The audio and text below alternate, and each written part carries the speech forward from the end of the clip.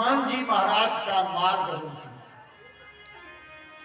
हनुमान जी बोले जाने दे मुझे, लेकिन इसने नहीं जाने दिया। हनुमान जी ने मारा एक घूंसा खींच के, सुलंकनी गिरी और मुख से निकलने लगा खून, रक्त निकल गया। तब इसको याद आया और कहती हनुमान जी से, जब रावणी ब्रह्म वर दीन्हा, चलत विरंच कहा कोई चीन्हा, विकट होसते कप के मारे, तब जान्यू निश्चर संत। हनुमान जी ने प्रवेश किया, रात्रि का समय है। हनुमान जी प्रत्येक घर में गए, मंदिर मंदिर प्रतिकर शोधा, और देखे जहां का अगणित जोधा। गयऊ दशानन मंदिर माही, रावण के घर में भी हनुमान जी ने प्रवेश किया, लेकिन जानकी कहीं दिखाई नहीं पड़ी। हनुमान जी खोज कर रहे थे, तो सारे घर तो एक जैसे थे, लेकिन एक घर कुछ अलग प्रकार का था। हरि मंदिर तहां भिन्न बना। राम जी के धनुष बाण के चिन्ह उस घर के बाहर पर अंकित थे। रामायुध अंकित ग्रह शोभा वर्ण की जाए। तुलसी के वृक्ष लगे थे। हनुमान जी विचार कर रहे हैं कि लंका में तो सब निशाचर ही रहते हैं, यहां भक्त, यहां सज्जन, यहां साधु कहां से आ गए। लंका निश्चर निकर निवासा, और यहां कहां सज्जन कर बासा। मनमु तर्क करे कभी लागा, ताही समय विभीषण जागा। राम नाम या राम राम तेई सुमरन कीना, हृदय हर्ष कपि सज्जन चीना। विभीषण जी से देखो, साधु से संत से जबरदस्ती मिलो। हनुमान जी की आज्ञा है, ये इते हट करे हो पहचानी, क्योंकि साधु ते हो ये न कारद। सज्जन से साधु से जबरदस्ती पहचान बनाओ, उससे काम बिगड़ता नहीं। तो विभीषण जी महाराज ने संपूर्ण युक्ति हनुमान जी को बताई। ये महत्वपूर्ण बात है। जुगत विभीषण पूरी युक्ति बताई, कैसे क्या होगा, जानकी का पता कहां मिलेगा, सब कुछ विभीषण। और चले पवन सुत विदा, तब हनुमान जी चले और देखा अशोक वाटिका में जानकी बैठी हैं, दोनों पैरों के घुटनों के मध्य में अपना सिर नीचे किए हुए, और एक चोटी केवल जानकी के सिर पर है। तन दुबला पतला हो गया, और ये दोहा बड़ा प्यारा है। नाम का पहरा लगा हुआ,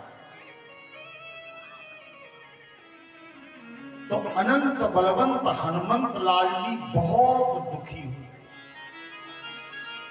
परम दुखी भा पवन सुत, बहुत, और चुपचाप उसी वृक्ष के ऊपर चढ़ गए। इसी बीच रावण वहां आता है, और अकेला नहीं आया, मंदोदरी आदि सबला सबको लेके आया। जानकी को समझाता है कि ये जितनी रानियां हैं तुम्हारे चरणों की दासी बना दो। तब अनुचरी करहु पन मोरा, एक बार विलोक मम ओरा। केवल एक बार मेरी ओर देख। आपको एक बात बताऊं, जानकी की अगर कृपा की दृष्टि रावण पर पड़ जाती तो फिर रावण युद्ध न करता और रावण का विनाश भी न होता, क्योंकि जानकी के भीतर कौन विराजमान है? राघवेंद्र सत्ता, है ना। तो यही कारण था कि जानकी देखना नहीं चाहती। और दूसरी शिक्षा हम लोगों को मिलती है, अभिमान को, दुर्गुण को, आतताई को कभी देखना नहीं चाहिए। अरे जो देखने योग्य है उसको देखो। जहां छवि वर्णत सब लोग अवश्य देखिए देखन योग्य। विकार को, दुष्प्रवृत्ति को, बुराई को नहीं देखना था। तो जानकी ने तिनका उठाया। देखो, भूमि से पैदा है, नाम है भूमिजा। तो तिनका कौन है? भाई। बहन विषम परिस्थिति में अपनी रक्षा के लिए भाई का आश्रय ले। तो तृण भरी ओट कहत बैगी, तिनके की ओट की। और सीता जी बोली, सुमिर अवध पथ परम सनी। बड़े स्नेह के साथ राम जी का स्मरण करो। रावण को क्रोध आया, बहुत प्रकार से उसने जानकी को भय दिखाया और चला गया और समय की सीमा दे दी। मास दिवस मुंह कहा न माना, तो मैं मारब काली कृपा। संत लोग, एक महीने में अगर नहीं मेरी बात मानी तो मैं समाप्त। हनुमान जी देख रहे थे। और जब रावण चला गया तो विभीषण की एक कन्या थी जिसका नाम था त्रिजटा। इसने सीता जी का भरपूर सहयोग किया। सीता जी तो अग्नि मांग रही थी और जिस समय आग मांगने लगी उसी समय हनुमान जी महाराज ने वो अंगूठी डाल दी। जानकी जी अचानक उठी और वो अंगूठी उठाई तो उस पर राम नाम अंकित था। सीता जी चिंतन करती हैं, सोचती हैं, जीते को सके अजय रघुराई, माया ते अस रचि नहीं जाई। मेरे स्वामी अजर अमर हैं, उन्हें कोई जीत नहीं सकता। और माया से ये अंगूठी बनाई नहीं जा सकती। सीता जी जब बहुत चिंतन में डूब गई तो ऊपर बैठे हनुमान जी, अब ध्यान देना, मर्म पकड़ लेना। सीता जी दुख में है, सोच में है, चिंता में है और ऊपर बैठे हनुमान जी क्या कर रहे हैं? राम नाम गुण परने लागा और सुनतहि सीता कर दुख भागा। जैसे ही भगवान की चर्चा प्रारंभ की, हनुमान जी ने राम जी के नाम का वर्णन किया, स्मरण किया, सुमरण किया तो जानकी का दुख भाग गया। और जानकी का नहीं, एक बात आपको बिल्कुल सत्य बता दें, भगवान का नाम यदि सुमरन में लाते रहोगे तो जीवन में कभी दुख आएगा ही नहीं। प्रेम से बोलो जय राम जी की। और संसार का चिंतन करोगे तो दुख आएगा। विपत्ति का तो दिन वही है जिस दिन भगवान का स्मरण न हो, जब तब सुमरन भजन न। जानकी जी के निकट आए, हनुमान जी ने वो संपूर्ण चर्चा की कि नर और वानर की संगति कैसे हुई ये बताया। इसके बाद अब माता जी के पास आ गए तो हनुमान जी बोले अब भूख लगी। माता जी बोली यहां तो केवल यही फल है, मात मोर लागी अति भूखा, बहुत भूख लगी। और बेटा जब मां के पास जाता है तो भूख अगर छुपी भी है तो प्रकट हो जाती है। सीता जी बोली फल खाओ। हनुमान जी महाराज ने कुछ फल खाए, कुछ तोड़े और पेड़ उखाड़े। अब सबने पूछा निशाचरों ने ये क्यों किया? बोले फल खाए, भूख लगी थी और कभी स्वभाव होते हैं तोड़े। हमारा बंदर का स्वभाव खाया और तोड़ दिया। वृंदावन अयोध्या जाओ, देखो चश्मा तक मिल जाए तो खाए और फेंक। इसके बाद अक्षय कुमार का वध किया। मेघनाद आया और मेघनाद ने ब्रह्म अस्त्र से हनुमान जी को बांधा।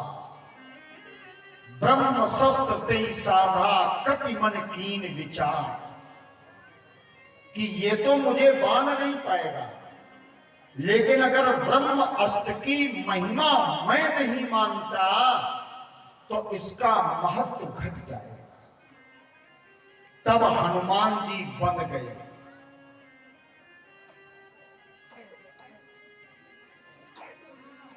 और जब हनुमान जी बंध गए तो इधर से अब हनुमान जी हैं, बानर का रूप है, पकड़ के लिए जा रहे हैं।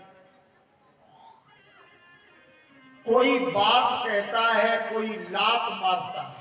मारही लात करही बहु हासी, बहुत हंसी की, बड़ा उपहास किया। लेकिन हनुमान जी का एक उद्देश्य है, मोय न कछु बांधे कर लाजा और कीन चाहूं निज प्रभु कर काजा। पहुंचे राज दरबार में। उसी समय मंत्रियों के समेत विभीषण ने प्रवेश किया। कहा दूत अवध्य है, इसको मारना उचित नहीं। रावण कहता है कपि की ममता उसका मोह पूंछ में होता है, तो तेल में कपड़ा बोर के और पूंछ में बांध दो, आग लगा दो, और जब पूंछ के बिना अपने स्वामी के पास जाएगा। देखो जिसके पूंछ नहीं है उसकी कोई पूंछ नहीं। और लंका वालों को हनुमान जी की पूंछ अच्छी नहीं लगती, और रावण भी सोच रहा है जहां हमारी पूंछ होती हो वहां हनुमान जी की पूंछ हो। तो एक दूसरे की पूंछ अच्छी नहीं लगती। यहां पूंछ शब्द में है ना कई अर्थ निकल आएंगे। तो अब तुलसी ने तो एक बात लिखी बाबा ने अत्योक्ति अलंकार में, रहा न नगर बसन गर्द तेला। लंका में कोई कपड़ा ही नहीं रहा, घी नहीं रहा, तेल भी नहीं रहा। हनुमान जी ने पूंछ बढ़ाई और जब इसमें आग लगाई गई तो निबुक हनुमान जी उछले और अट्टालिका पर चढ़ गए। और कपि बड़ लाग आकाश, चारों ओर पूंछ से आग लगा दी, लंका जल गई। हनुमान जी जानकी के पास आए और बोले माता जी मुझे कुछ चिन्हारी दे दो। हनुमान जी लेके चले राम जी के पास आए। तब राम जी ने कहा कि लंका में 4 दरवाजे, लंका बाके 4 द्वारा, तो अलग अलग सैनिकों को लगाया और लंका पर आक्रमण करवा दिया। भयंकर युद्ध हुआ। अब युद्ध की चर्चा तो हम करेंगे, क्योंकि ऐसा युद्ध हुआ कि एक दिन में आधे राक्षस हो गए गोविंदाय नमो। इसके बाद जब पुनः युद्ध हुआ तो बड़े बड़े बलवान मारे गए। मेघनाथ तो यज्ञ कर रहा था, सुन लिया, यज्ञ कर रहा था तो वही यज्ञ विध्वंस किया। लक्ष्मण जी महाराज ने युद्ध हुआ, मेघनाथ मारा गया और अंत में सारथी मातली रथ लाया और उस पर बैठ करके राम जी ने रावण से युद्ध किया और 31 बाण मारे। विभीषण ने ये राज बताया कि नाभिकुंड पीयूष बस याके और नाथ जियत रावण बल ताके। तो हर बार 30 बाण छोड़ते थे, अब की 31 छोड़े। एक ने नाभिकुंड का अमृत सोख लिया और 30 जो बचे थे उनसे 10 सिर 20 हो जाए। डोली भूमि गिरत 10 कंधा। जैसे गिरा देवताओं ने पुष्पों की वर्षा की और राम जी महाराज की जय हुई। प्रेम से बोलिए राघवेंद्र सरकार की जय हो। जानकी को आदर के साथ भेजने के लिए विभीषण चले तो राम जी बोले कि सीता को पैदल ही ले आओ।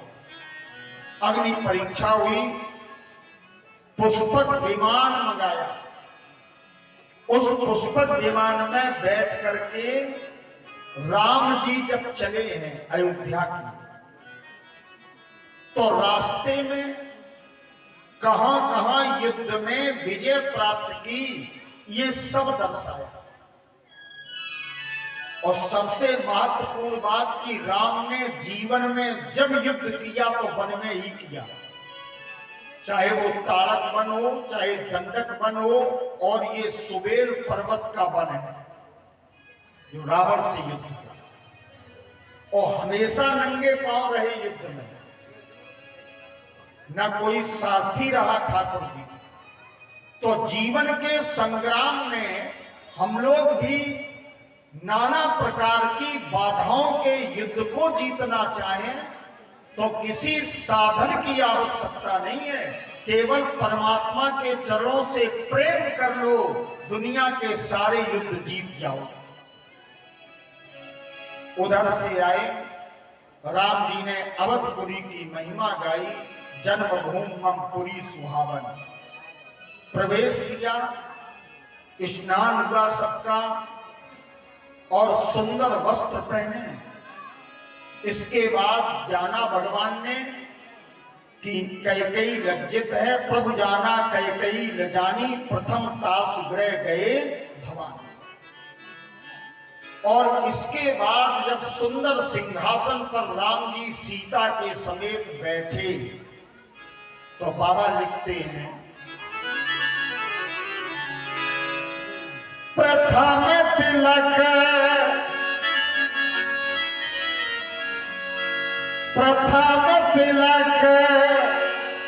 वशिष्ठ मुनि कीन्हा।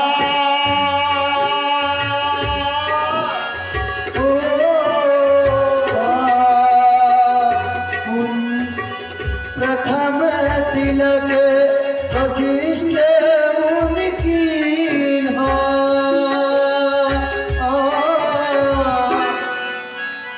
और सकल मुनि सब बेबनाय सुदीना।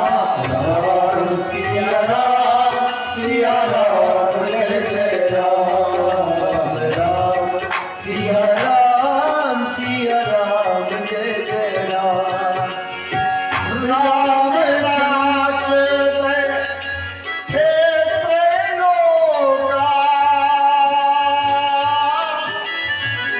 हर्षित भये गए सब सो